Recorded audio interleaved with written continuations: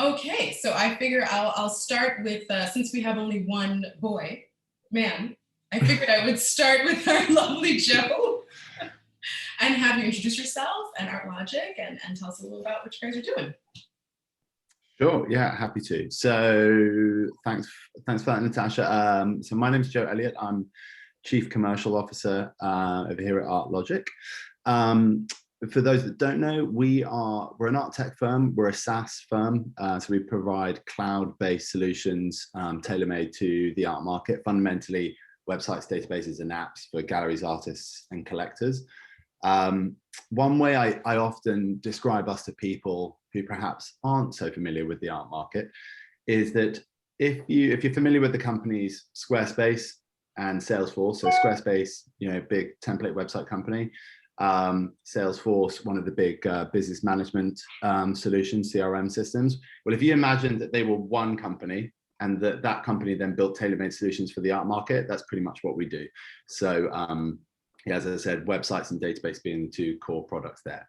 So our goal is to help galleries, artists, collectors, advisors, dealers, eventually the entire art market, hopefully, to integrate and to bring all their systems together into one centralized and integrated solution. So a good example is when we're starting to work with a new gallery, oftentimes we'll go in there, sit down, have a kind of initial chat with everyone. And what we tend to find is the situation historically, and this is still very much the case with a huge amount of the art market, is when you go and sit down with people, they have multiple different systems that their team's using, and none of those systems are talking to one another. So for example, they would have a gallery management system, their database is often on a FileMaker system, and there are a number of companies who built those. Then they would have a website that was built by someone else, sometimes a cousin, a friend, or one of a few companies who did that. Then they might use MailChimp to do their newsletter. They might use Xero to do their accounting. They might use Artbinder as an iPad sales app. That's 5 different systems, and none of them are integrated or talking to one another. So our goal is to bring all of those systems together into one central system. And slowly but surely, that's what we do with clients over a period of time. We tend not to do it all in one go. We come in and we'll start with one of those products, and we'll slowly bring all the rest of the products and kind of weave them all in. So for example, in the database, there's a mailing system. We also have an iPad sales app that's part of the database as well. So in terms of us as a company, we have over 2,000 clients globally now in 70 countries. It's about 2,200, I think, at the moment. Interestingly, France is number 3 on the list of countries where we have the most clients. Granted, that list is, yeah, I know, right? So granted, that list goes, the US, the UK, enormously first, but France, we've got about 150 clients in France now, which is really exciting. The breakdown in terms of clients is about 75% galleries, 15% artists, 10% collectors. Galleries was kind of where we started, and slowly through working with the galleries, we started working with some of their artists, and then we started working with some of their collectors. Of that group, artists is actually probably the fastest growing all of a sudden as we're building more affordable products. So that's really exciting to see that group growing. In terms of our team, we're a team of 50. We've across 3 locations. So the headquarters is in London, about 45 of us in the London office, 6 in the New York office, and 1 in Berlin. So those numbers are probably like a little bit off, but thereabouts. We work with many of the biggest organizations in the art world. So some gallery names that you'll be familiar with, I'm sure, Sadie Coles, Thaddeus Ropac, Esther Schipper, Marion Goodman, Victoria Moreau, artists like Isaac Julian, Julie Moretu, so on and so forth. But equally, we work with galleries of all shapes and sizes. So our goal is really to be a solution for the entire art market, not just for the, those kind of top tiers. Those names are ones that you'll be familiar with, but our goal is to work with galleries that are, one-man bands, online-only galleries, artists, at the very beginning of their career, as well as those, that are incredibly well-known and showing at some of the biggest galleries and museums in the world. So slowly but surely, that's our goal, is to offer business management and marketing tools to the art market and to really help bring their organizations online, to help take away redundant tasks, make their lives easier, so they're not repetitively putting data into systems over and over and over again, and actually they can just put their data in one time into one system and that pings out to every single other product they have, saving loads and loads of time, and ultimately giving them more time to sell their products, to sell artwork, to speak to collectors, to develop relationships with artists, to do the things that everyone really loves doing, not boring administrative tasks. So that's us, that's ArtLogic and what we do. Nice. I'll just interject a little bit that I'd love for you to just very briefly touch on the fact that you work with some fairs as well, because that connects to us being in Paris, being CADAF Paris, that I know you work with some great French fairs as well. We do indeed, yes. So that was, and I can touch more on this later on, but that was definitely something that came about as a part of the pandemic. We had a couple of fair clients before, but they really just used our database, and it was mostly people who'd worked at a gallery, used the database there, and went to a fair, and there just wasn't any solution. And even though the database wasn't sort of tailor-made for art fairs, they were like, well, this is way better than an Excel sheet, so we'll use it. But then during the pandemic, of course, as fairs were required to move online, fairs started reaching out to us for help, and we sort of ended up building a new department in events and a new product, which is kind of a platform-based product, which means that we can deliver small versions of our database to 200 exhibitors. So a couple of the fairs we worked with, we did our first event with FIAC in March. That was the first kind of fair of that magnitude that we'd done, 200 exhibitors. And basically what we did then, a solution that we built, was to deliver databases to all of those clients. Of course, a number of them were already clients of ours, so about 40% of them were already ArtLogic clients, and they could just use their existing database, but everyone else got a new database. And then what we did is we linked those databases to one central online viewing room, so it became more of a platform. It's the first, we'd done a few projects before FIAC leading up to that, did a couple of projects with NADA and ADAA, Outsider Art Fair as well. So yeah, it was incredibly exciting. It was a real challenge to try and do something that was unique, that was different, that was engaging, that was exciting. Our design team, I think, really did a wonderful job knocking that out of the park, because it was very, FIAC have an incredible brand, to be fair, and we just lent into it and turned it up to 11 and, had fun with it. So yeah, that was great. And then in September, October, November, it's going to be quite full on for us. We're doing Armory's online viewing room in September, then we're doing FIAC again in October, and then we're doing Paris Photo in November. Fabulous. All right, so we look out for you guys all the time in Paris as well. I like it. Yes, yeah. Nice excuse to get over there. Couple of months in a row, I love it. I love it. We welcome this here in Paris. Fabulous. Well, thank you so much. That was really wonderful. I think we'll pass it on to Anne if you feel comfortable.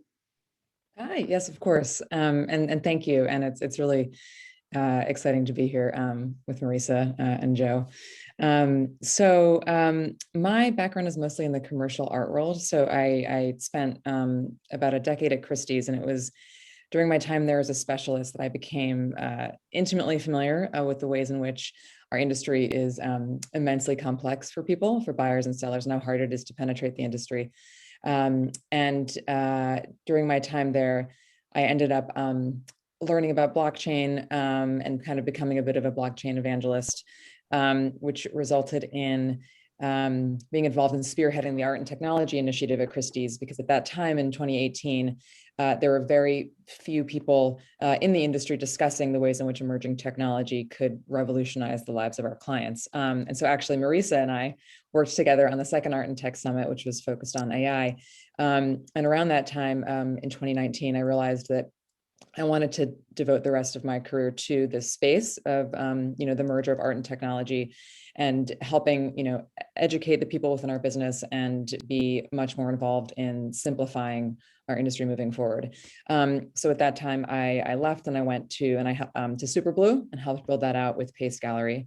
And I also have co-founded a nonprofit with Susan DeMenil, which focuses on creating new ownership solutions for the cultural heritage space with blockchain. So have sort of maintained some, a foot in the blockchain world as my side hustle. And so I left Christie's knowing that I wanted to as I said, drive tech adoption within the arts. And so I also wanted to join a company with a startup mentality that was committed to driving innovation and transparency. And so about 4 months ago, I joined the brilliant and beautiful team at Convelio, which is on a mission to simplify shipping and logistics for the art world.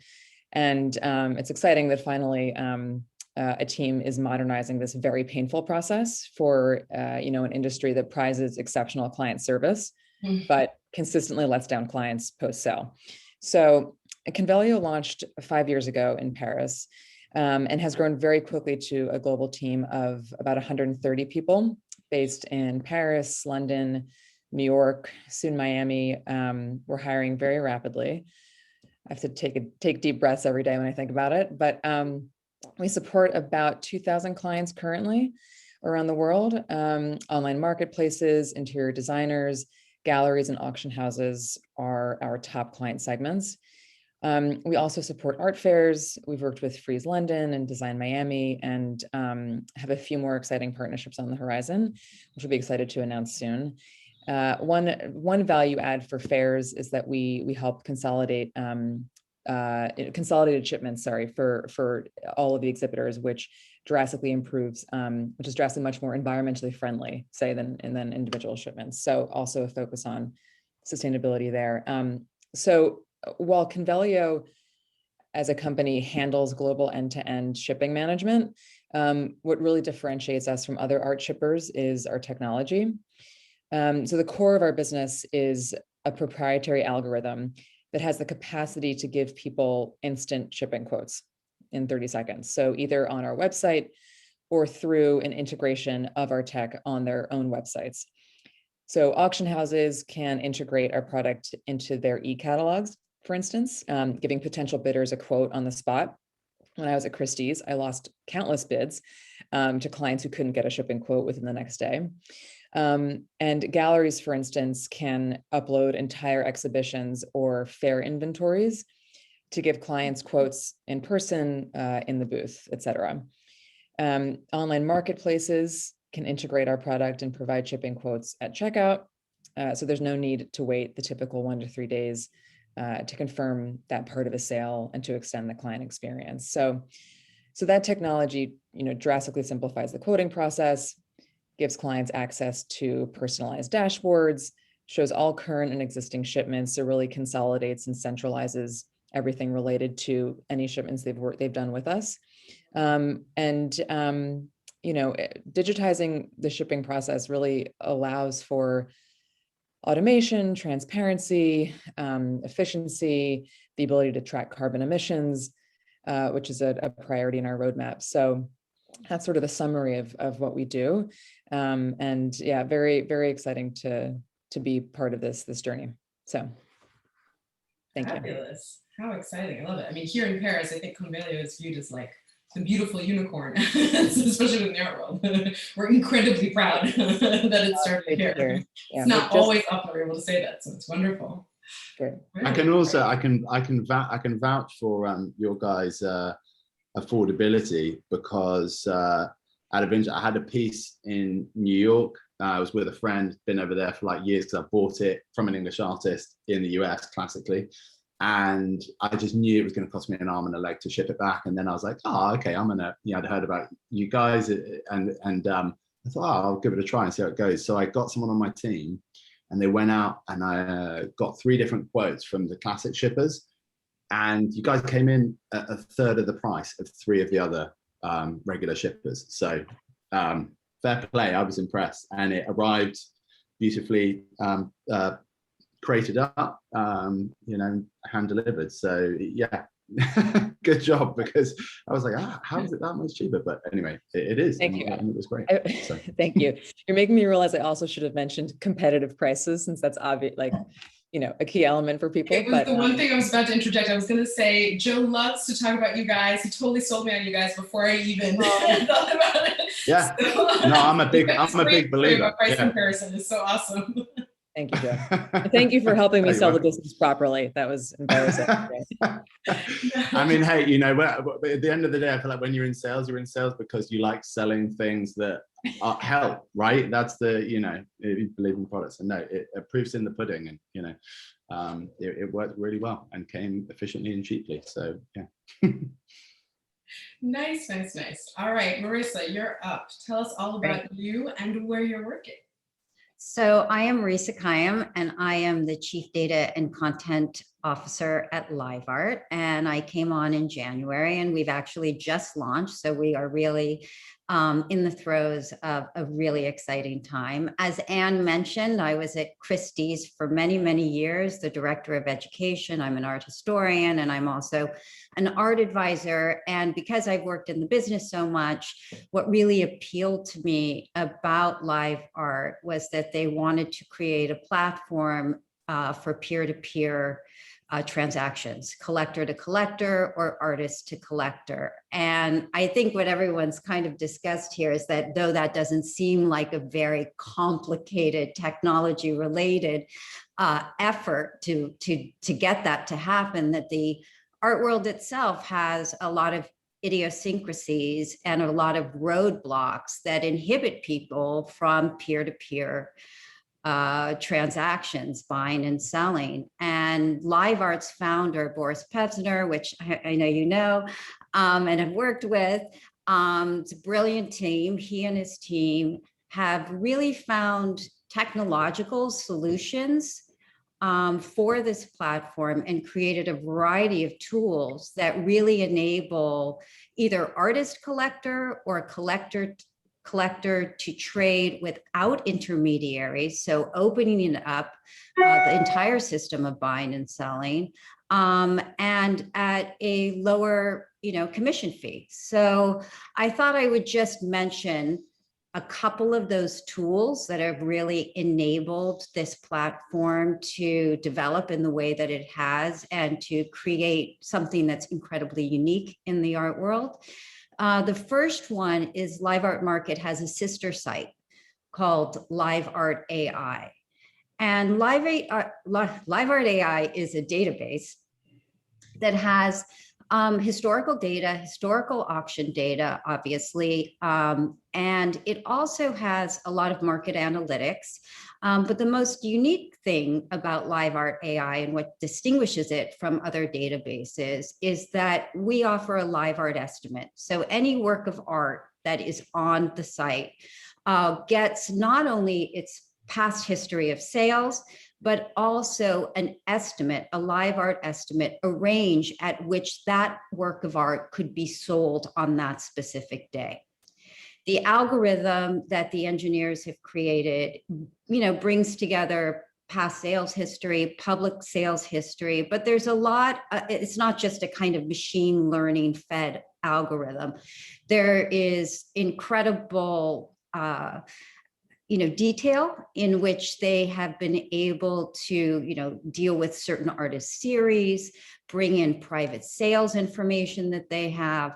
And so it's really very attuned to both larger market and specific art market details in terms of that algorithm. And the reason why that's so important is if you think about it, one of the things that has inhibited peer-to-peer trading is price discovery.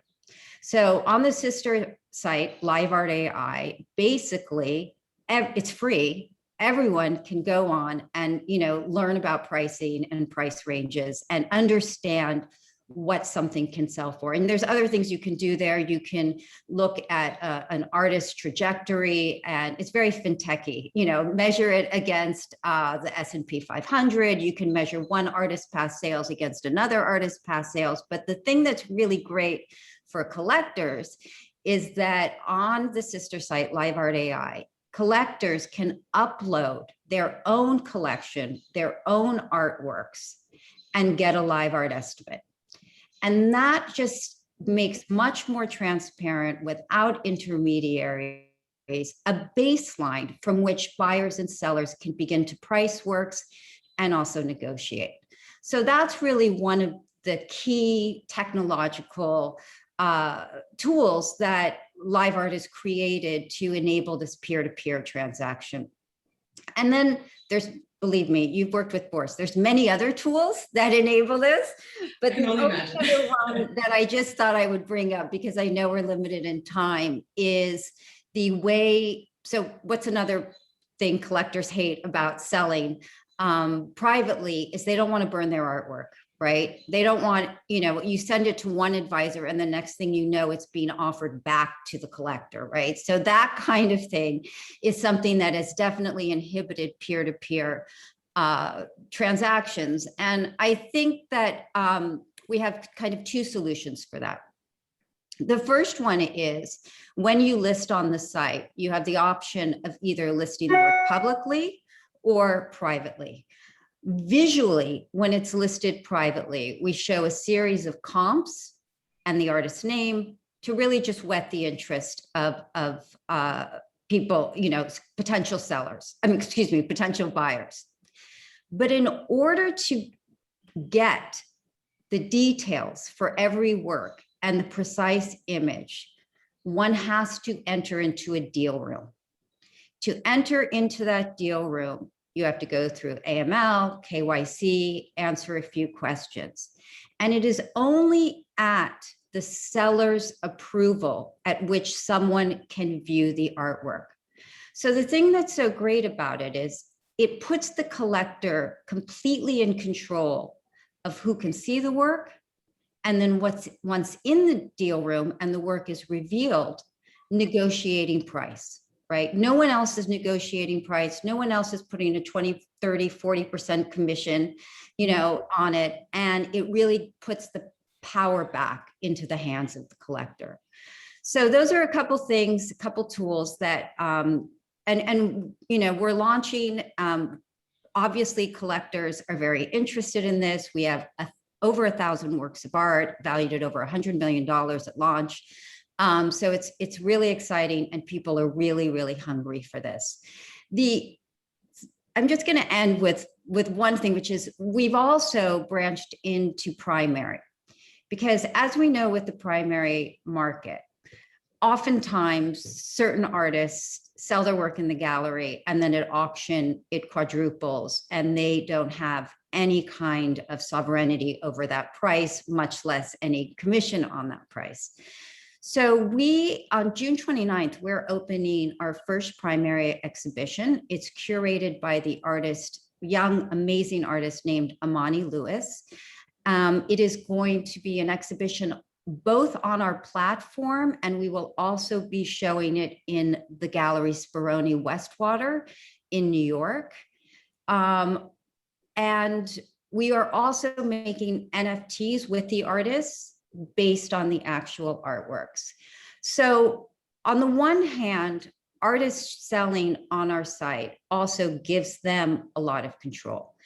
In the deal room, they can set the price for their work. They can control what collector it goes to. So it's a real kind of experiment in how this can also be translated into the primary market, which really begins to collapse what we see for living artists as what has once been separate, but collapsing the primary and secondary market.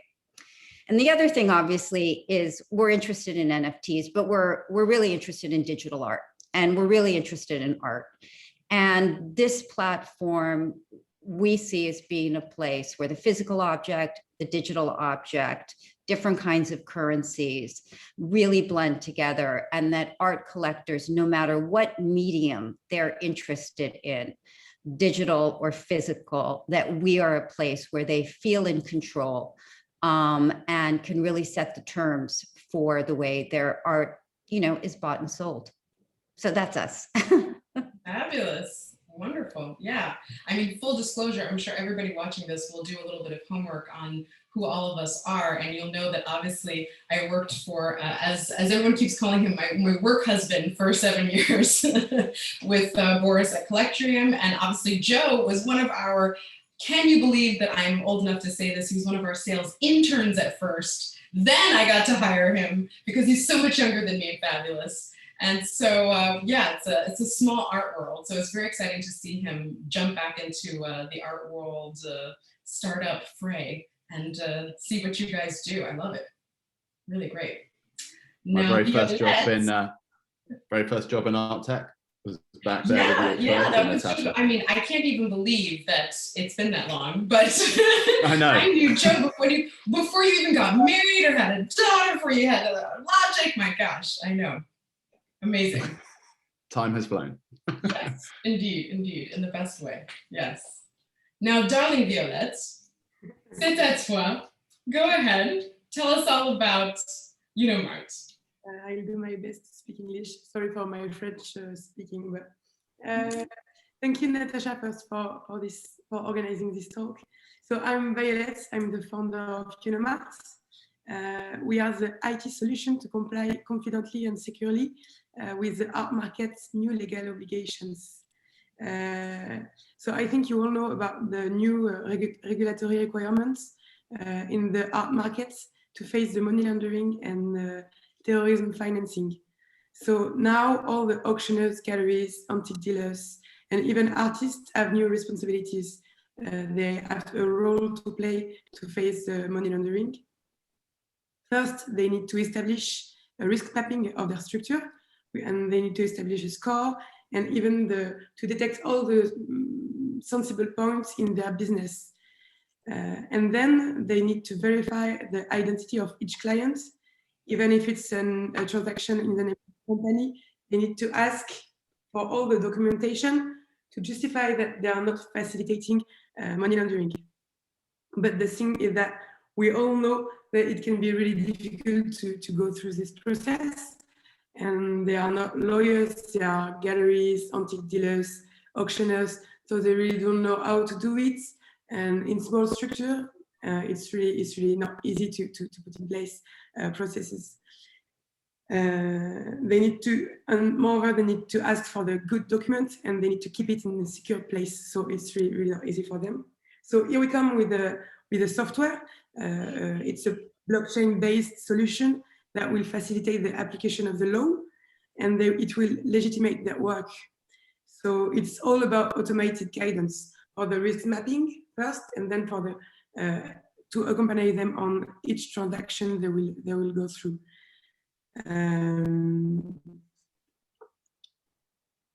It's automated guidance to analyze the risk and offer the guarantee of being legal compliance. So we are based in Lille, in north of France, and we just ended our first fundraising, and now we have a prototype that is ready to be tested, and we expect a commercialization in September.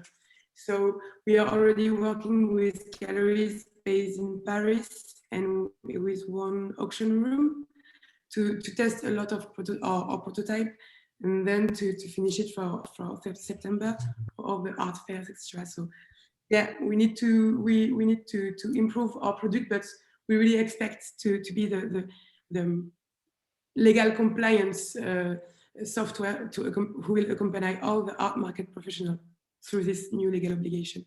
So that's who we are and what we do. Wonderful. I'm just going to interject a little bit because I'm so excited about your project and what you're doing, and I love talking about it because it's the part that I think all of us in the art market don't necessarily want to deal with, because who wants to deal with AML compliance when we wanted to go in and sell art and be creatives? We don't really want to have to think about that side of things. So I think it's really fabulous that you were telling me that the goal is that somebody, let's say the gallery, is going to put in all their information, the buyer, in that case the client, the other side of the client is going to put in all their information, and based on the different information they put in terms of their entity and who they are and everything, they get a risk level. So they get something like a certificate that tells them, like, you're green, you're as risk low as you can possibly be. You're at orange because you don't have all the information on this client, or maybe you're missing a little bit here or there. Or red, like, my gosh, this is really flagged alert, you're definitely probably going to get audited for this. You might not want to go through this transaction. So I thought that was really awesome that you guys have already come up with the idea that you get a certain kind of risk assessment that lets the gallery know, or the auction house for that matter, sort of where they are in terms of risk and how they can get maybe a little bit more information, be a little bit more secure, and feel like they can then go on with the transaction, have a certificate at the end. So correct me if I'm wrong, but I think that's what you were looking to do, yeah? Yeah, it's all about like guiding the professional and if it's a green flag, then you can go through the transaction and we cover you in case of control from the government. If it's an orange one, an orange flag, you can go through it, but maybe you should ask for a lawyer to accompany, as it's like really difficult financial arrangement. So you should go deeper into the subject to verify it's clean. And if it's a red flag, then you need to declare it to the government as it's suspicion of fraud.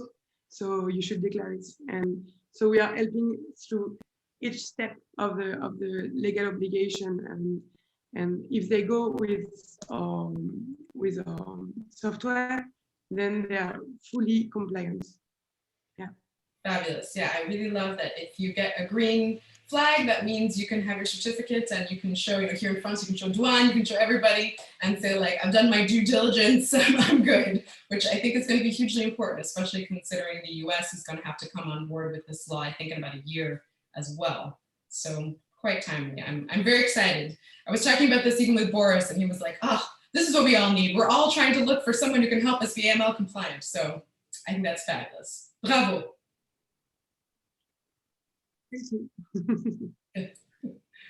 Okay, I'm going to open us up now to the fabulous COVID question, because of course this is what everybody's wondering now about.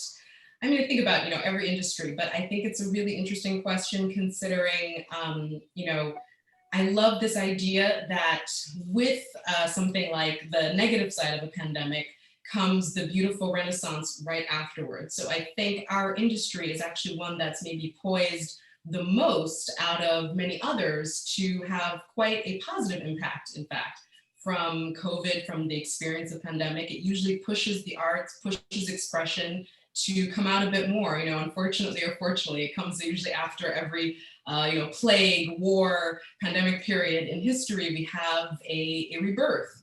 And so I wanted to be able to discuss and have us all get to interject a little bit more. Feel free to interject with each other, although we've been doing that already. Just about how you feel COVID has either not affected at all or affected what you're doing. I know, like Joe, you were saying how the pandemic actually is what pushed you guys a little bit more into the fair sphere than you were originally thinking. So tell us a little bit more. Are you definitely going to stick with that? Are you guys making that now something that's a long-term plan? How has COVID kind of affected your vision for the company in that sense? I mean, it's changed absolutely everything, without a shadow of a doubt. For us, things were growing sort of pretty at a decent tick for us before like the pandemic. Things had started to pick up, and there was this like more progressive move towards digital solutions. Viewing rooms were already about. Luckily for us, I say lucky, but I guess part of us is like perhaps we had some business foresight at the time. We built our first online viewing room for Curator Roberts about 2 years before the pandemic, and Zvorna's viewing room had come out. That was the very first one, and I remember when it came out, looking at it, think, wow, there's something really interesting here going on, and starting to tell really interesting stories. Stories is the big thing I've been talking endlessly about, but and telling them online. But so we built our first online viewing room for Curator Roberts, and then that was followed by, we have 2 website products. So the websites that we sell the most of are our template websites, which is kind of like the Squarespace sort of option. It's ready out the box, right? And you just, you pay a subscription and you can change all the templates and move and drag things around. And then we also do kind of bespoke projects, and we don't do very many of those. We only do about 8 or 10 of those a year, where we sell hundreds of template websites.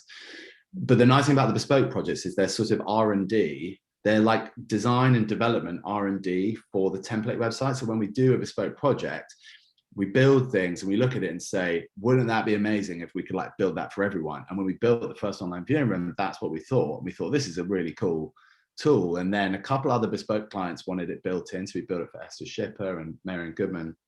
And then by the time, then the lucky thing for us was we had built it into the template website. So when the pandemic hit and everyone was, everything was shut and there was this forced move to digitize.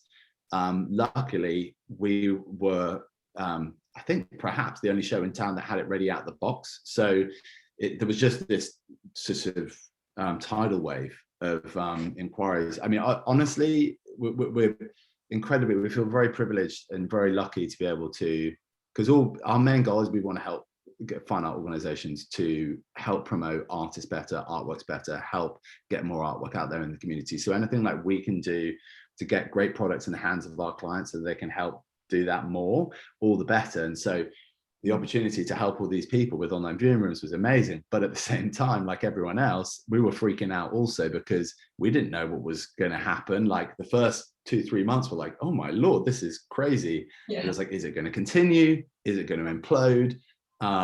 You know, prior to the pandemic, to give you an idea, our database product had always been the leading product. For 25 years, it had been the leading product in terms of sales over websites. And then the pandemic hit and websites took over and they've never looked back since. Like consistently, they've been ahead. So it was like overnight, there was this forced switch to digital. Now, early on, that forced switch to digital was a crisis moment. It was like, we have to do this. Yeah. And then as the dust started to settle, people started to realize there's something interesting here that I didn't realize before. And there's power to what we're doing online, and there's longevity to what we're doing online, not because it should all be online, quite the opposite. Like, you know, we are desperate. You know, many of us at ArtLogic, I went to art school, lots of people, our founder, Peter, went to art school. We're very much art is at the center, art and creativity is at the center of what we do. So we're like desperate to get back out there and see artwork, but it's like, how can digital support the physical better? That's the goal. And it was funny, last night I had a really interesting chat with a great friend, former colleague of mine, and we hadn't caught up in a while, and we got talking about this exact subject, and we were talking for like hours, and it was fun. We just sort of knocking it around, and I realized as we were talking, because he was asking me the same question, he was like, what is it that's like missing? What's really like changed in the last year? And I thought about it, and then, you know, we've been talking about this because people often say it's like, what makes a great OVR, what makes a great online viewing room or whatever? And the thing is my opinion of that is like, well, it's exactly the same as like what makes a great physical exhibition. You can't write a formula for like what makes a great, similarly, you can't write a formula for what makes a great movie. Basically, it's a creative medium. And what people have realized now is their website is also a new creative medium.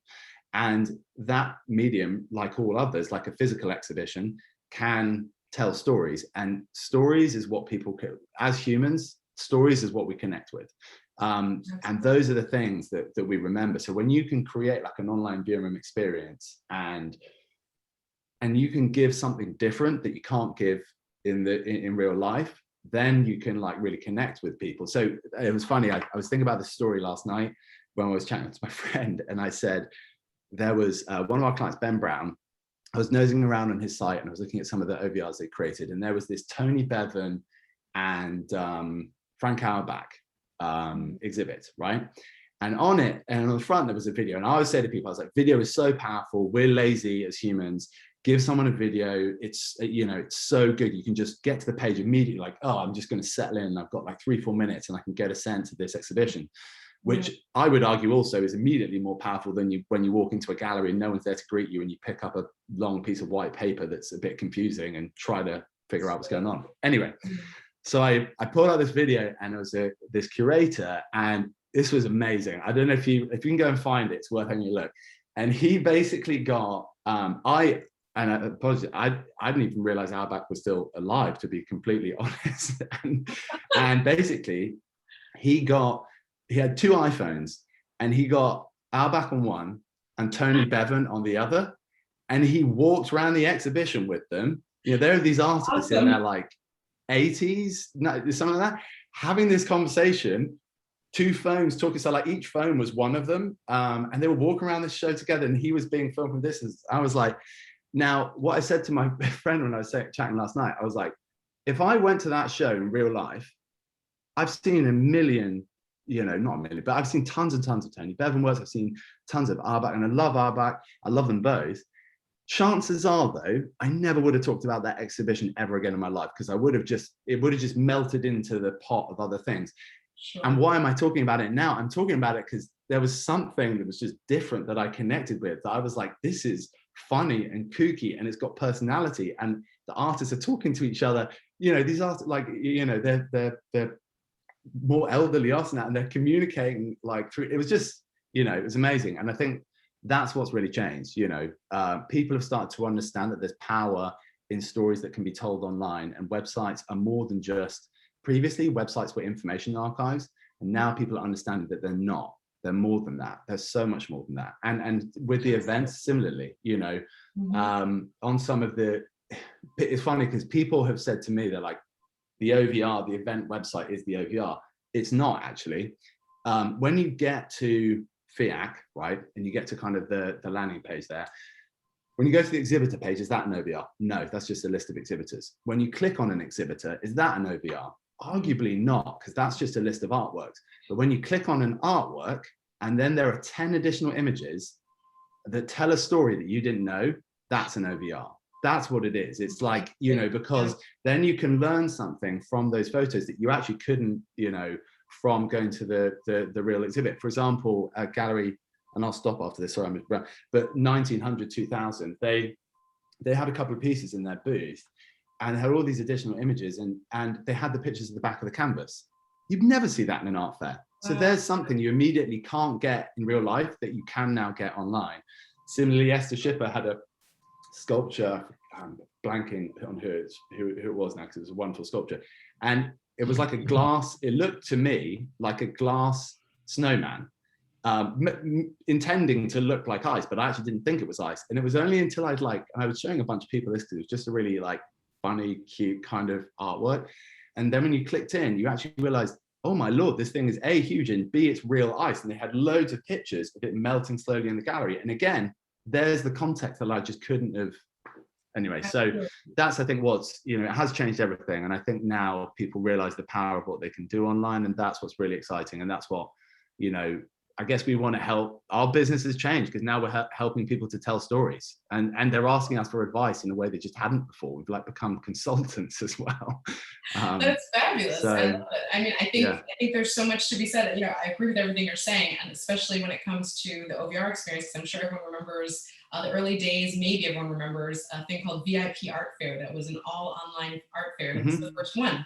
And I remember we were sort of starting out at Collector when this thing came out, and unfortunately, they didn't quite have the technology to back it up at that moment, so it crashed about, like, I think half a day in. But it was such a brilliant idea. I remember back then thinking, oh, this is a really brilliant idea, because it allows us to have access to galleries that you normally could never see. You could never actually make it to some of the international fairs. Smaller end guys, it was quite interesting. So now it seems that it took James Cohen started that.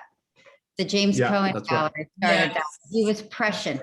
I mean, he was way, way, way ahead of his time. I mean, I agree, Joe. Like, I think obviously that idea of the digital is expanding the storytelling of the physical, and not just being a replication of that experience, but to add something different is really, I think, something that everyone in the art world has gotten used to.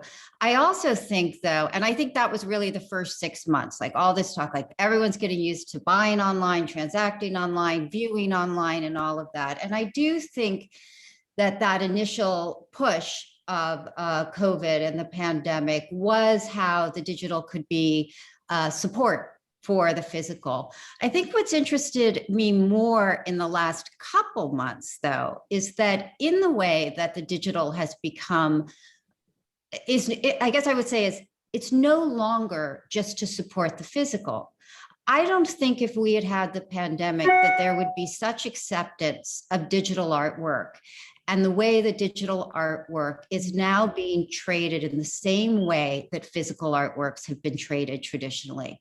And to me, that is really, you know, beyond kind of viewing room experiences and buying and selling and online.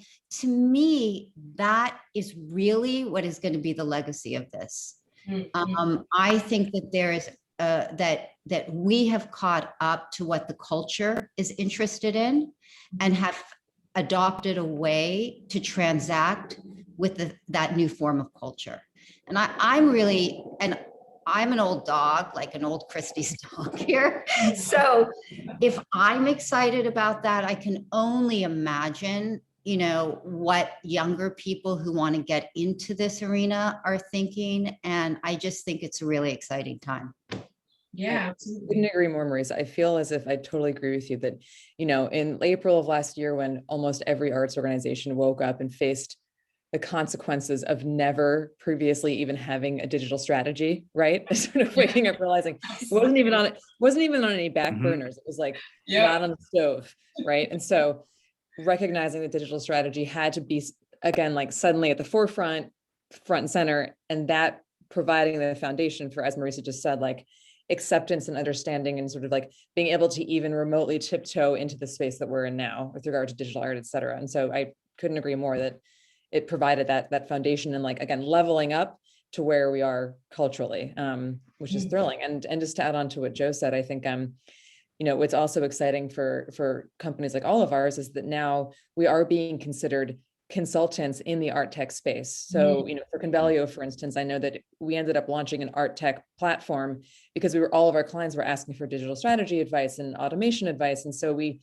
ended up providing a resource platform, for other, like-minded organizations in the space, so our clients could know who to turn to, et cetera. And that personally is also a really exciting element of this moment, that there's this hunger for more education, more thought leadership. And that's another exciting element, I think, of that all of us here are facing, is just being at the, at driving that education, and programming, et cetera, is an exciting part of this time as well. There's a heck of a lot to work out, I think, still. There's like I think I think that's one of the challenges we're probably all facing, right? And I know we're feeling it.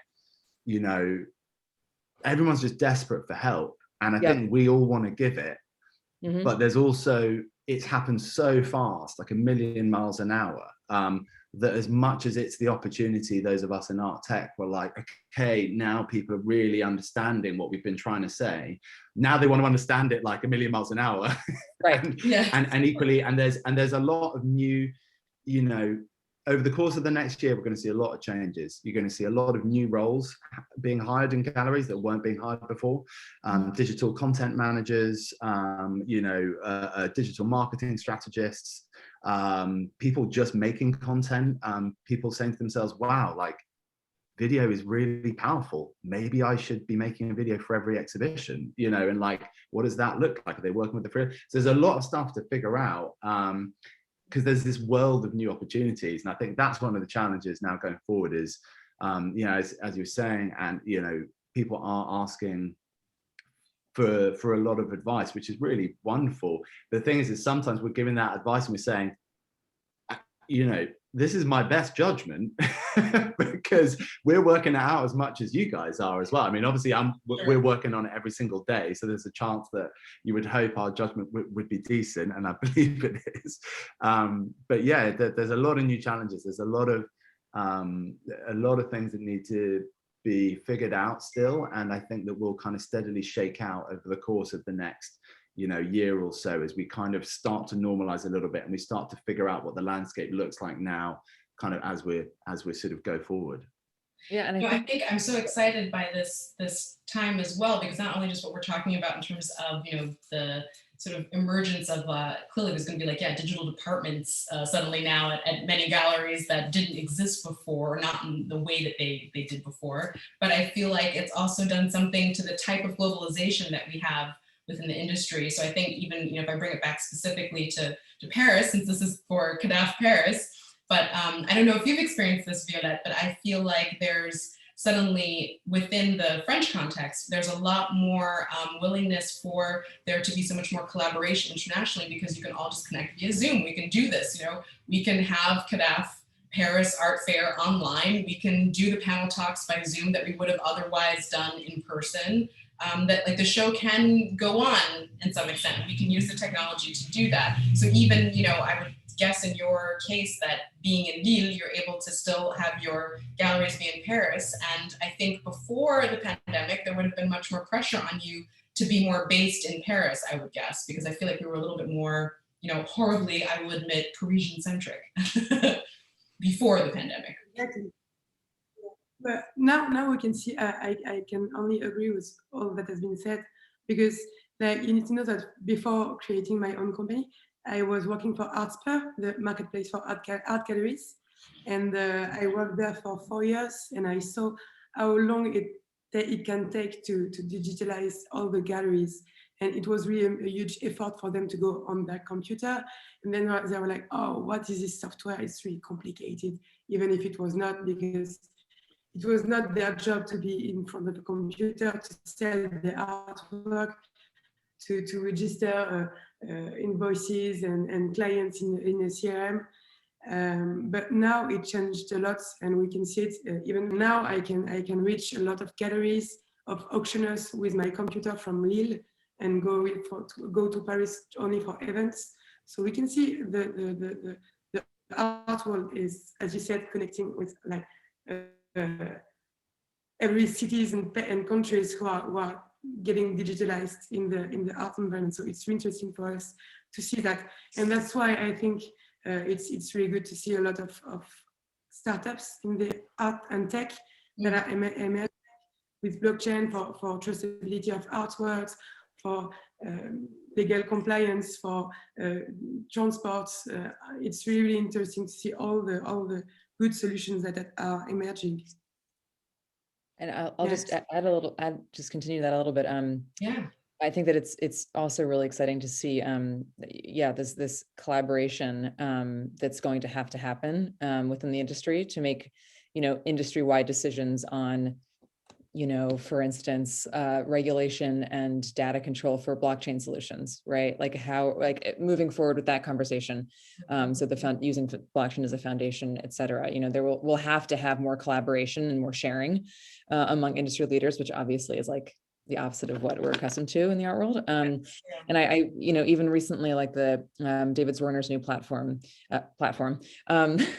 it's, they're supporting all of these smaller galleries within that space. And I think that's, a perfect example of this sudden like inter-industry collaboration that is an exciting part of this too.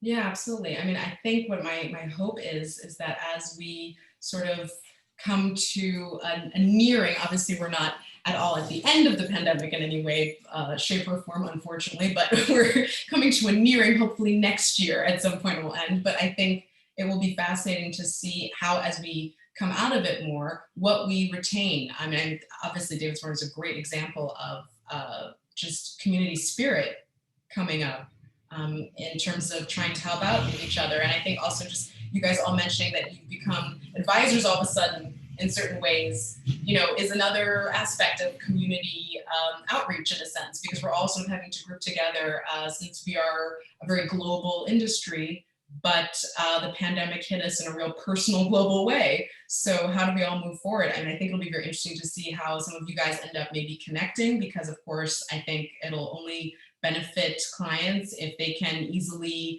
have Convelio talk to ArtLogic and have Eunomart talk to the both, and so forth and so on. So I feel like there's a real interesting time happening where you're going to see lots of startups really using technology to be able to better connect with each other and speak with each other, so that everybody understands that if they talk with each other, that's actually how they can best serve their clients, instead of feeling it's just a competitive space only. So I think, I don't know, you guys give me hope. The future of the art world is looking good. I like it. Yeah, I mean, I think, as you were saying, it's that like, if you look to other industries, we obviously like, we sort of preach integration, over at ArtLogic and trying to help people do that. But the thing is as you see, you're absolutely right. It goes beyond our products. We can't do everything. We're not going to be shipping experts. We're not Artsy or ArtNet or First Dibs. So, or AML or so on and so forth. All of these different things. It's to integrate and allow people the option. If you look at other, some of the larger SaaS companies, all of them are doing that. If you look at companies like HubSpot, for example, you can just hook in, and actually we use that to manage our sales. That you can hook in Zendesk, which we use for support. You can hook in Monday, that we use for project management. You can hook in Xero, that we use for accounting, and there's your integrated solution. You know what I mean? And each of them specialize in their areas. And I think we've got to look to do that in the art industry as well. Like, it will take time. We're all quite a lot smaller than those companies. So, it sometimes it's a bit more of a grind to get there. But I do think we're working towards that, and I think that's really exciting, and it'll be powerful for people as well. Yeah, absolutely. I mean, I actually remember from back in my early Collectrium days, we really tried to do that. We really wanted to do that. It was like one of our #1 goals was to try and be able to connect into all of the other systems that a gallery uses, because we thought, well, there's no way we're going to do everything. And so if we can have, the widget that easily, connects even to like Mint, they can do their taxes easier from pulling, information out of our system. Well, that's better. That's a plus for them using our system. Mm-hmm. So yeah, I mean, it's, I feel like it's just now, maybe thanks to a pandemic, that I think it's going to get pushed a little forward, a little faster. So I'll be very interested to see, how LiveART, Convelio, Eunomart, and ArtLogic all work together at some point in the future and are all interchanging information and making our lives so much easier. So I have got to thank you guys, because this has been fabulous. And, what a fun time. I feel like we should do these Zoom panels more often now, even without CADAF Paris. This is so great. I just want to talk to you guys for a couple hours. This is a lot of fun. Thank you guys so much for joining us and being here. Thank you so much for all the different time zones as well. Truly global CADAF Paris moment here. So un grand merci. And thanks to all of our future viewers and everyone in France. Merci beaucoup. Sorry that it's entirely in English, but we'll do a few French ones as well. Don't worry. So thank you guys, and have a fabulous rest of your day. Thank you. Thanks, everyone. Thank you so much. Yeah. Ciao. Bye. Take care. Bye-bye.